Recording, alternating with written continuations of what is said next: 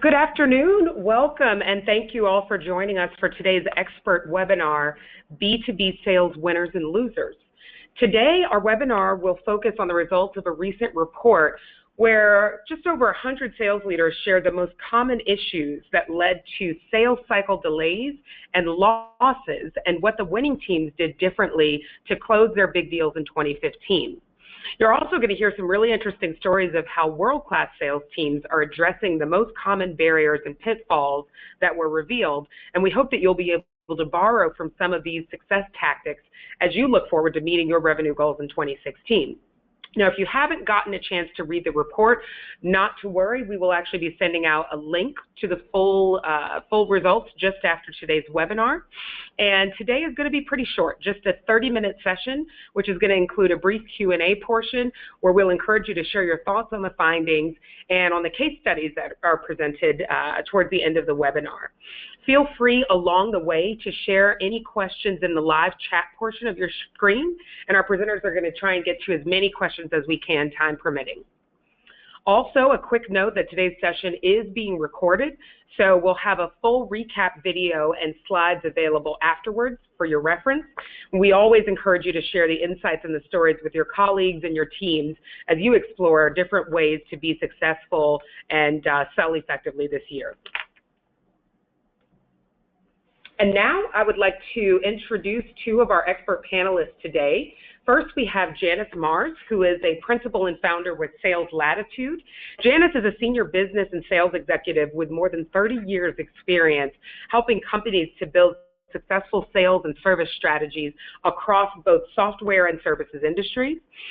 She's worked with high-performing sales teams at companies like SAS Institute, First Data, and JDA Software, and has a laser focus on implementing programs that help improve sales process, accurately forecast revenues, maximize resources, zero in on those winnable opportunities, and work deals efficiently and effectively across the sales cycle. Thanks so much for joining us, Janice, today. And we also have Jennifer Earle, who is the SVP of Customer Success at Revigy. Jennifer is a multifaceted technology leader who brings more than 20 years of sales training and consulting experience to planning, process, deal execution, and account management. Working with companies like Oracle, Informatica, and Roche, she focuses on delivering strategies that bring a deeper understanding of the customer, their business, their challenges, their goals, their industries, and what makes them tick. And at this point, I'd like to turn it over to Jennifer, who will be leading today's discussion. Thank you, Kimya, and welcome everyone to today's discussion. I'm thrilled to be joined by Janice Mars with Sales Latitude and look forward to sharing some of the key insights with everyone on the call today.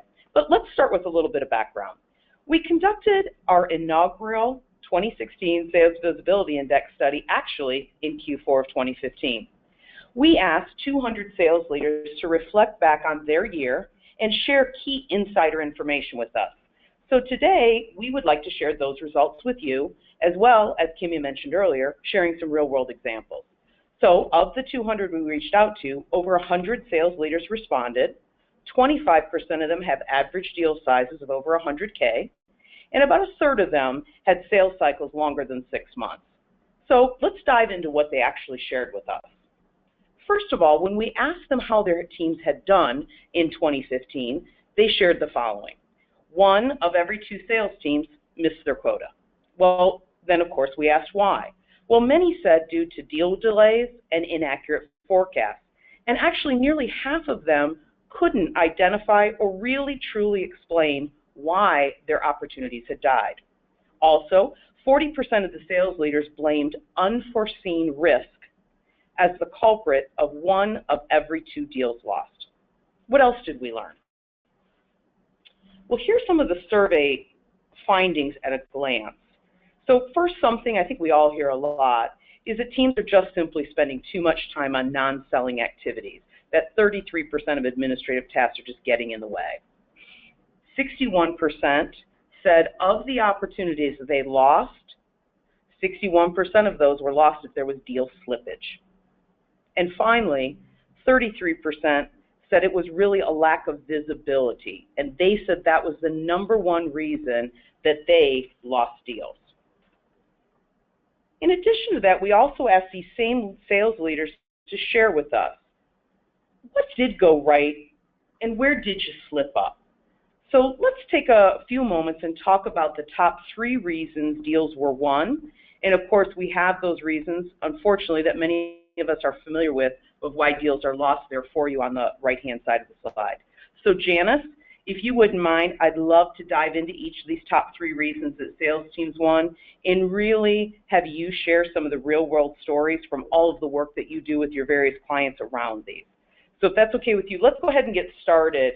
And let's talk about the importance of that very first item there, having key relationships with most decision makers and influencers.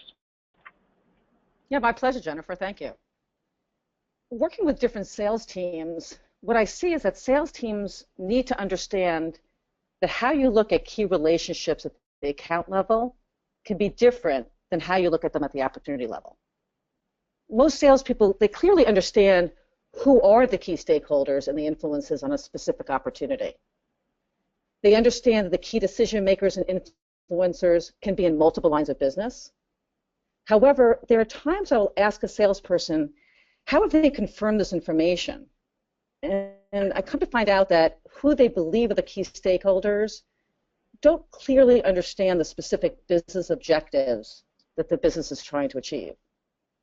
They may know that they need faster reporting, they need to lower cost, it might be that they want to implement a key project, but they don't truly understand what's the overall business objective that the customer is trying to solve. We see that this line of questioning typically helps them to expand their relationships to find the right person. And interestingly enough, typically these key decision makers, I think most of us see, are very open to discussions early on in a sales cycle, where they're happy to share the specific business goals they're trying to achieve. This differs slightly from identifying key relationships in an account. Here you're trying to identify more than those that you deal with all the time. So, for example, I had a financial services client who only knew those individuals that would be interested in their products and services. And they were looking at their customer, what I call bottom up. So I asked them if they knew who were all the direct reports in a specific line of business. And honestly, they didn't see any reason to get to know them since they could not sell to them. So I asked them if they had ever gotten a verbal acceptance on a deal and then waited months for a contract to be signed. And unfortunately, they said yes, but I think we all see that. So I asked them to try to identify something new and to look at the account's line of business more holistically. So what they discovered was that by looking at that line of business from the customer's point of view versus their own, they asked different questions and were able to identify key priorities. And in addition, they were also able to understand like how decisions were influenced and made, providing much more intelligence than any organizational chart could provide them. You know, thanks for that perspective, Janice. And, you know, I echo your comments around, you know, the key differences between managing and developing those relationships, whether it's at the account versus the opportunity level. You know, and I actually feel that the lack of visibility into these various relationship gaps may have been actually one of the factors into why 1 out of the 5 of our survey respondents could not identify why their sales team's deals had slipped past the close date. You know, I also know, I wanted to share here as well, is that one of the VPs of sales at one of our customers, it's actually Fidelis, shares the story about his, oh boy, I'll be PC here, moment when he was reviewing the work his teams had done around documenting, like you had said, those current relationships and customer strategies. When, you know, through the analysis of that work he was doing, he realized that, they did not have access to the key decision makers. And really what they were looking at, he shared, it was a $1.5 million healthcare deal. So needless to say, he quickly moved it out of current quarter forecast into the right place in pipeline before it could become that slipped deal that surprises everyone. But I think the key then there was to know what work they needed to do, you know, to gain that really critical information. So let's take a look at the second reason that our survey respondents felt that their teams won in 2015. And that was really around having a clear understanding of the business goals and initiatives of their customers, and then mapping their solutions to them. So Janice, would love to, again, gain your perspective around this. Yeah, this is one of my favorite topics. So I had a client who specialized in analytics, and they were able to identify what were the customer's top 3 overarching priorities. And honestly, this was no small feat since they were a Fortune 100 healthcare and pharma company. They then discussed with the key decision makers and influencers how their products and services could help them solve one of these 3 top priorities. And this allowed them to gain access to executives that they never were able to gain access before. They had tried to call on these people for years. But once they understood what that top priority was, it was like all of these key stakeholders came out of the woodwork. So after signing a $17 million deal, the account team that I was working with stated how much easier it was to get anything to happen when they were able to link their products and services to their customers' top goals and priorities. So kind of more of a top-down approach. And with a big smile on their face after a $17 million win, right? Absolutely. Yeah, I too have a customer story to share around having a clear understanding of customers' business goals, and just really a slight nuance that I think is actually of interest. So CoStar is a commercial real estate organization, and one of their sales managers shared with other customers of Revigy actually that visually mapping their customer business and goals and initiatives for him personally has really unlocked the power for him to help his customers gain better visibility into the issues that are actually holding them back from achieving their corporate goals. So obviously, having that understanding, having the customer buy in and understand what was holding them back really ultimately creates that strategic relationship and alignment that really everyone's after, right? I mean, Jennifer, that proves an interesting point, because if you think about it, sometimes the people that we're selling to don't understand the business objectives. And in many cases, those are the people that are internally selling. So by us sharing that information, not only does it increase our credibility with the customer, but also helps our customer sell higher up in the organization and truly solve a business goal. So it's kind of a win-win all around. Absolutely, absolutely.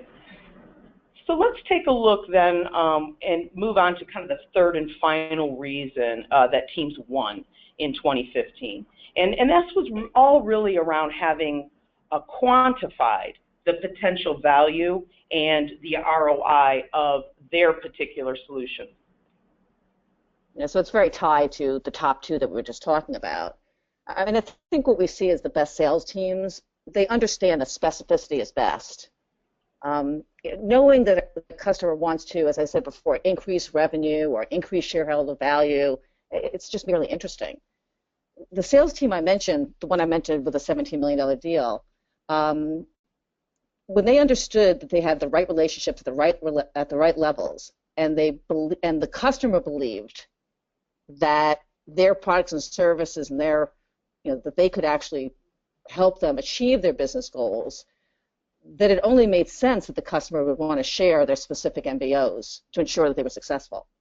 And kind of without that information, without that specificity, it can be difficult. With it, not only does it show that you have the right stakeholders and the visibility into your customer, but it also creates a win-win, right? They get to hit their MBOs, and you get to sell your deal and hopefully make your quota.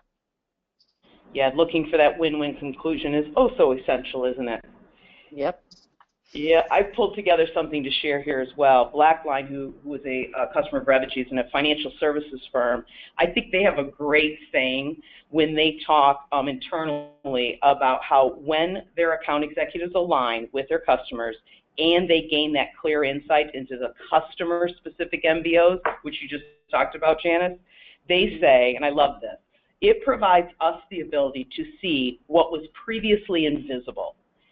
See between the spaces to what is the real opportunity, and I love that. I love that. That's right. And and this is a team that's had great success. They've seen their revenue generated within their account management teams double. Since they've been utilizing that particular approach to drive their visibility within their most strategic accounts.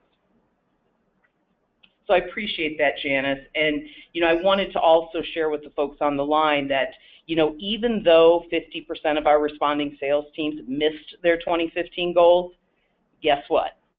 85% of those same respondents expect 2016 sales goals to increase. So we all know quotas have and will continue to go up year over year.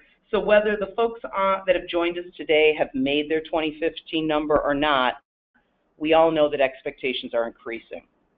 So when we looked at the data we received from the 100 sales leaders, and we looked at what went right for the teams that did meet their 2015 sales goals, we uncovered the following that we wanted to share with you today, because we wanted to equip everyone who has taken the time to join us today to really have a couple of key things as the takeaways to help kickstart your 2016.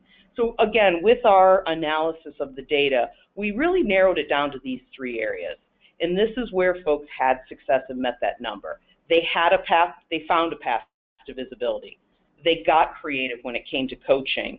And no surprise here, they put their resources into improving these three key areas: people, process, and technology. So Janice, why don't we ask, if you don't mind, again, to share a little bit more of your expertise on how you feel from your experience, the work that you do on a continual basis, the writing that you do and share with everyone through your blog on Sales Latitude, is how you think we can best kickstart 2016 with these particular strategies in place. So let's start with that first one, and I'd love to hear your thoughts around how you think folks can find a path to visibility. No, absolutely. What I've seen fairly consistently is that the top performers know that they need visibility to best understand more than just an org chart, kind of what we were just talking about a few minutes ago. So what they do is they try to understand more from their customer's lens. And they're wary when they only know those people that can buy their products and services. And I know that sounds counterintuitive, but we see it all the time, right? We really need to be able to understand on a broader basis what are the overall priorities. In my experience, teams that understand the customer's top priorities and then can link their products and solutions, like that healthcare and pharma company that I was mentioning, when they potentially close bigger deals. I mean, that organization, that team that closed a $17 million deal, I think their biggest deal prior to that was $1 million, which is no small feat, don't get me wrong. But it was such a difference when they looked at things from a top-down perspective. And it's nice, when you're given the verbal and your contract goes to the top of the pile. So by having that path of visibility, you're in lockstep with your customer and helping them achieve what they're trying to do, and vice versa. Again, it's that win-win. Yeah, and it's always nice to have those kinds of conversations when your contract is sitting on the desk of the signer or sitting on the desk of that procurement team, isn't it? Love having those kinds of conversations. Much better than it's sitting on the bottom of a pile. Absolutely. That for sure. So let's talk about the second piece, and that was really those folks said that they found a way to get creative around a coaching. Yeah. Well, much of my time, both when I was a sales executive and now as a sales coach, is to help sales teams focus on key sales activities and always look at things from the customer's point of view. So as a sales executive, finding the time was always a priority since many things got in the way. What I see time and time again, is losing early and moving on to opportunities you can win is better than hanging on and losing after spending tons of you and your key resources' time. What we see is that coaching can help sales teams kind of get out of the weeds, see the bigger picture, asking questions, helping them fill in the gaps. A lot of times, you kind of get in the weeds, you can't see the forest for the trees. Whereas we all know that. We all know how coaches can help. Many continue to waste their time on opportunities that they have little to no visibility in, but they just know in their heart of heart that their products and services, is the right solution. And so what we see is with, getting creative with coaching, if they work bottom up, kind of pushing their product and services to fit a business need, whether it's a priority or not, versus top down, the coaching can help them kind of visualize that and focus from the customer's point of view. And yeah, couldn't agree more with that, Janice. And as we look at the last one here, just being mindful of time, is that our respondents shared that, when they did win, that when they had to look at that very precious pool of resources, that they focused on these three areas: people, process, and technology. Yeah, and I would say looking at it from, as a sales executive working, in corporate America as well as a sales coach, I'm a big believer in improving people, process, and technology. However, I believe there's kind of a delicate balance between the three. I've seen sales organizations spend tons of money on sales training skills, but not have a process or coaching plan in place. So therefore, they don't ensure the stickiness of the investment that they've made. I've also seen sales organizations buy technology that wasn't always easy for the salespeople to use, and in many cases was, kind of that administrative, that 33% administrative. It was good for somebody in the organization, but it didn't really help them gain visibility into their accounts or opportunities. And I think we've all seen these kind of examples. So I guess in order to improve that people, process, and technology, what we've seen is that the most successful sales organizations have some sort of a change management plan in place where leaders and top performers are part of that decision-making process as they introduce, whether it be sales training, process, technology. And that typically enables them to force the change within the organization top down. So whereas, putting time and resources into people, process, and technology, how you make that happen is going to be, paramount to your success. Yeah, I couldn't agree more with that. And I know when we engage with our customers that, we always start our conversations around that very critical piece you just mentioned, is what is the change management plan? Because couldn't agree more with you that the criticality of that. Really appreciate those insights, Janice. Thank you so much. No, my pleasure. Thank you. And so just before we go to Q&A, because we did want to give opportunity for questions, wanted to tell everyone on the phone today that the next steps are is after today's session, as Kimia had mentioned earlier, you will get a copy of the full 2016 Sales Visibility Index Survey Report. And so I encourage you to take a look at that and spend some time with it. We'll also email you a copy of the slides. Just simply request those from us, and we'll give you some contact information here at the end. And then I also ask that you invite your colleagues to next week's encore presentation on March 3rd. So we'll be relaunching and resharing some of the same information on March 3rd at 2 p.m. And we'd love if you think there might be someone who would benefit from that, if you sent the invitation out to them. And we'll be sharing some of the same insights at that time as well. So Kimia, I'll turn it over to you to make sure that we can take some questions from our participants. Absolutely. So I've got a couple of questions it looks like the audience sent in as we were kind of wrapping there. So the first one, and I'll pose this to you, Janice. So Kimberly asked, what type of skills do you think salespeople lack most in being able to expand those key relationships in an account? And do you have any suggestions on how I would go about developing these skills? Well, that's a big question. Skills is like a whole nother. I mean, we could do we could do hours of what we need to do from a skills perspective. In many cases, it's skill, but in a lot of cases, it's more of how do you position that particular meeting. So if you're having a meeting with an executive, a key stakeholder, or a key influencer, what do you want your key outcome of that meeting or call to be? And what do you think you want? What do you think your customer wants to get out of that call or meeting, and how you position that?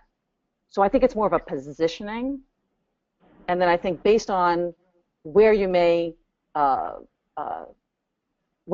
need additional improvement in skills, that would come out of that. Does that make sense?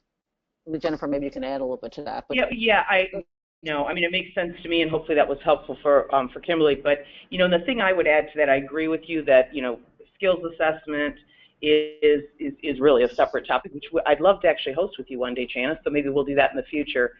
But I also think in addition to, what you shared, is that I think also it's going back to that balance between those three things and making sure that your sales teams, especially if you're looking at this from a sales enablement or sales operations lens, is to make sure that you've got that delicate balance that you talked about, that you have the right kind of process, and in the technology to enable the people you have. As we all know, I work daily, and I know, Janice, you do a ton of work with, very senior account executives, and these folks are very talented, very skilled, and have been doing this work usually, for a considerable amount of time and know their customers very well. So I think it's keeping a keen ear to understanding maybe what some of their obstacles could be, or what you could provide them, just give them a little bit of edge. So just some thoughts. Great, thanks. And I've got another question in from Jacques, who asks, are the successful salespeople typically more coachable than the non-successful salespeople? Great question, Jacques. Janice, any thoughts there? That's a great question. Are the So what I find typically is successful salespeople are more than happy to be coached if they believe that they're going to learn something new. And in most cases, we've all heard this before. Every major sports player has a coach, and they're definitely at the top of their game. So I think those who are very successful, they know that. And they know that even though they're successful, there's always shortcuts that we take. There's always new things that we can learn, et cetera. So I think it's kind of a little bit equal. I think that, people who aren't as successful, they want to be more like their top, the top performers in their company. So they're kind of like sponges. And it's a different type of coaching. But I think it's kind of equal to both. That's what I've seen. Yeah, and I think when we go back to Jacques' question, Janice, and tell me if you agree with this, is that for those top performers, it really is that the individual or individuals that they're receiving coaching from have to be leaders in their area. They have to be successful, and they have to be invested in their success. Absolutely. They have to have the credibility. There's no ifs and buts. That's right. Credibility. That was the word I was looking for. Thank you. Yep. Agreed. And then we're just going to quickly take two more questions since we got started a little bit past the half hour. Rob asks, are missing relationships that you saw in failed deals, do those have anything to do with the pace or the deadline of the deal? Are we as companies allowing our reps enough time to make a deal successful? Oh my God, I could talk for hours on this. So I look at this more of, I call it the two different symbols, right? Symbols like, symbols in a band.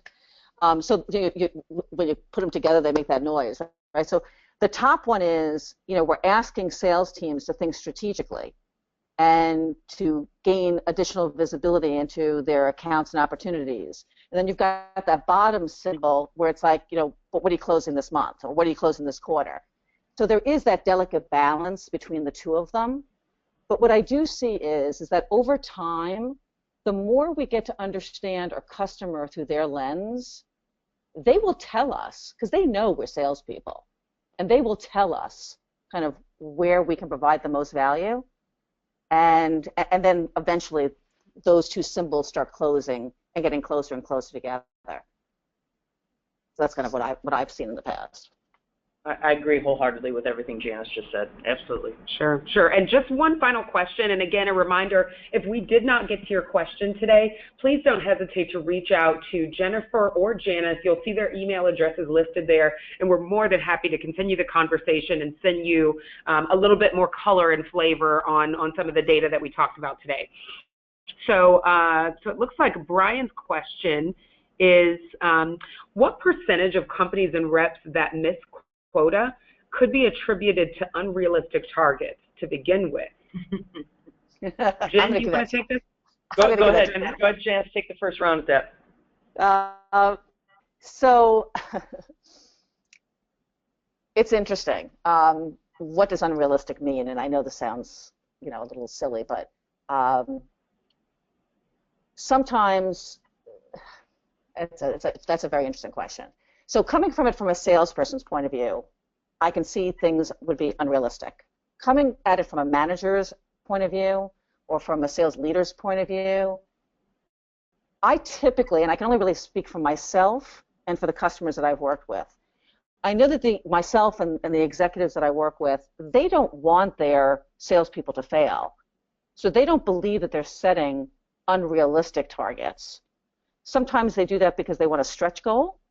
Sometimes they do that because they believe that in a territory or in an account, depending on what you're selling into, that there is more potential. But I do know, after working with many salespeople and having many report to me, that in a lot of cases it seems unrealistic to the salesperson. Some of that I can't really speak to because I don't know the specifics, but that's kind of in a general term, what I've seen. I've never met, and I can only speak for myself, but I've never met, and I personally have never wanted to give somebody a target that was like impossible to achieve, because that wouldn't help me, right?